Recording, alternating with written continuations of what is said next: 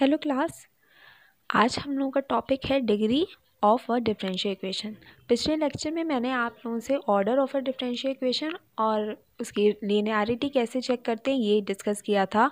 तो आज हम लोग degree of a differential equation discuss करेंगे, ठीक है। तो अगर किसी ने पूछा है या कोई आपसे कहे कि डिफरेंशियल इक्वेशन की डिग्री क्या होती है, तो घबराने की ज़रूरत नहीं है, बहुत आसान होता है। सबसे पहले आप उसके डिफरेंशियल इक्वेशन की ऑर्डर पता कर लीजिए कि ऑर्डर क्या होगा। जो उसका हाईएस्ट डेरिवेटिव होगा वही उसका ऑर्डर होगा, और फिर उसकी पावर क्या है, ठीक है। जो भी उसकी पावर होगी वही उसकी डिग्री होगी।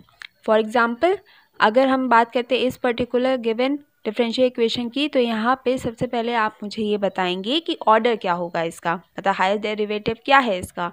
3 बार निकाला गया है डिफरेंशिएशन y का x के रिस्पेक्ट में, तो हाईएस्ट ऑर्डर डेरिवेटिव इसका हो जाएगा 3, ठीक है। ऑर्डर इसका हो जाएगा 3 और इसकी पावर क्या है 3। तो ये गिवन डिफरेंशियल इक्वेशन आपकी थर्ड ऑर्डर डिफरेंशियल इक्वेशन है।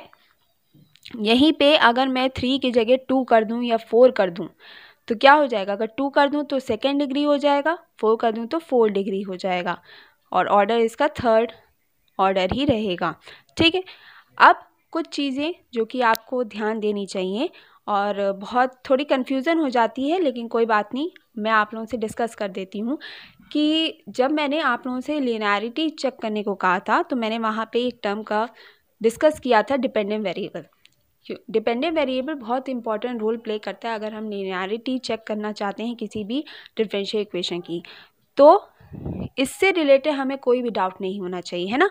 तो यहाँ पे देखो x डबल डैश है, जिस तरीके से मैंने आपको बताया था कि y डबल डैश का मतलब होता है d2y/dx², उसी तरीके से इसका मतलब क्या होता है, x डबल डैश का मतलब क्या होगा d2x/dy², है ना।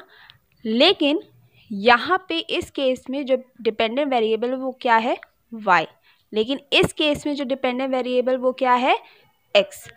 तो अगर हम जब इसकी बात करते हैं तो यहाँ पे अगर साइन x प्रेजेंट है तो यहाँ पे ये आपका नॉन लीनियर हो जाएगा गिवन डिफरेंशियल इक्वेशन। क्यों? और ये आपका साइन x प्रेजेंट है, तो लेकिन साइन x प्रेजेंट यहाँ भी है लेकिन ये लीनियर है। ऐसा क्यों? ऐसा इसलिए क्योंकि इस केस में यहाँ पे जो डिपेंडेंट वेरिएबल है वो x है, ठीक है, और यहाँ पे डिपेंडेंट वेरिएबल है y। तो यहाँ पे साइन x की प्रेजेंस होने की वजह से इसकी लीनियरिटी डिस्टर्ब नहीं हो रही है इक्वेशन की, क्योंकि x आपका डिपेंडेंट यहाँ पे नहीं है, डिपेंडेंट वेरिएबल नहीं है, तो ये आपका लीनियर होगा। लेकिन यहाँ पे साइन x प्रेजेंट है तो इसकी linearity according to the definition which I have discussed earlier, है ना, तो इसकी लीनियरिटी डिफरेंशियल इक्वेशन की डिस्टर्ब हो जाएगी और ये डिफरेंशियल इक्वेशन आपका नॉन लीनियर बन जाएगा, ठीक है।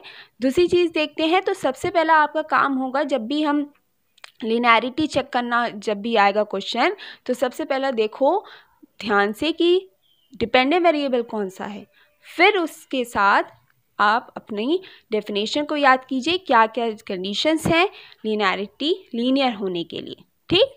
तो सबसे पहला काम क्या होगा, डिपेंडेंट वेरिएबल चेक करना, ठीक। वेरिएबल तो कोई भी हो सकता है ना, कभी अगर बस आपको ये ध्यान रखना है किसका डिफ्रेंसिएशन हो रहा है, तो जिसका होगा वही आपका डिपेंडेंट होगा, ठीक।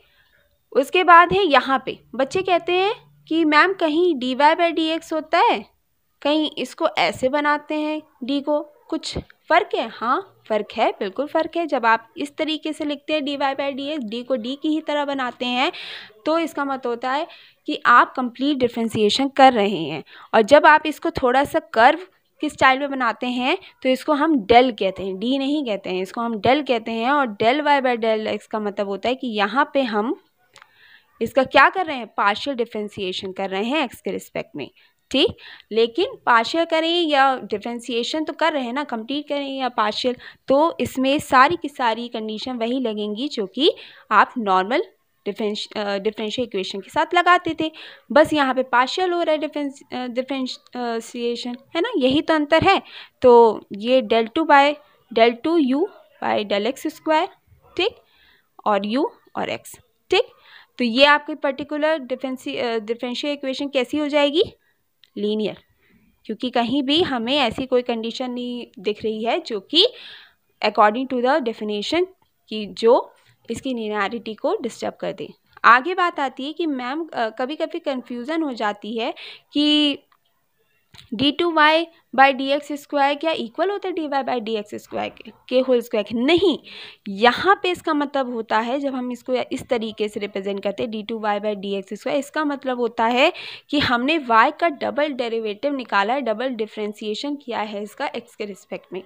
ठीक है, यहाँ पे इसका मतलब होता है कि बाई डी एक्स का होल स्क्वायर का मतलब होता है कि y का डिफ्रेंसिएशन हमने एक बार किया है x के रिस्पेक्ट में और जो वैल्यू आई है उसका होल स्क्वायर निकाल लिया है। इस वजह से ये दोनों आपस में इक्वल नहीं होते, इसका मतलब अलग होता है, इसका मतलब अलग होता है। थैंक यू, आज के लिए इतना ही। अगर आपको ये मेरा एक्सप्लेनेशन अच्छा लगा हो तो लाइक कर दीजिएगा और मेरे चैनल को सब्सक्राइब कर लीजिएगा। Thank you.